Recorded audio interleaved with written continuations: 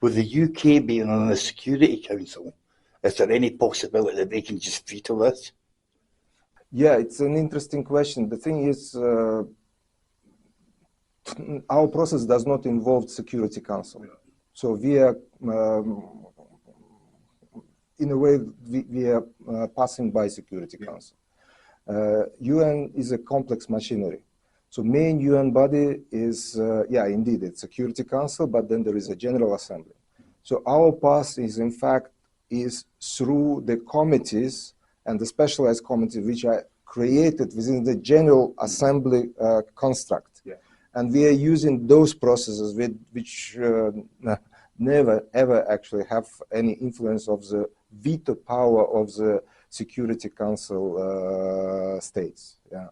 So in this sense, I think you have to recognize and you have to understand that the UK has exactly the same level of power at the General Assembly based on the principle of equality of the states, or member states of the United Nations, as anyone else in the General Assembly. The same for the work of the committees, within the committees and the specialized committees.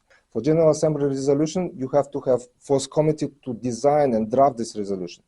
The resolution comes from C24 in any case, yeah, because they have final say to say, you know, whether this falls under the criteria which been used to determine whether the non-self-governing territory deserve to be listed or not. And but for all this, what actually it takes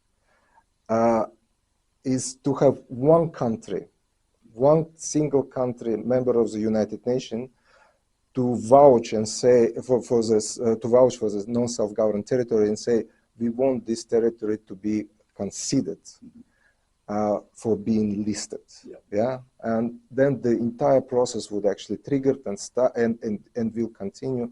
It pass to the General Assembly resolution, which cannot be vetoed at all. The vicious circle, in fact, that if you want to be heard by C24, you have to have a resolution.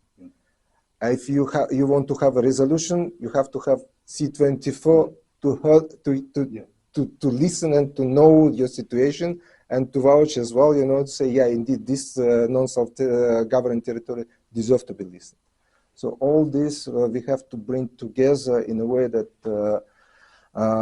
through our advocacy, we need to find at least one country that would agree with our legal arguments, with concerns that we raise, and with desire and wish of people of Scotland to be independent.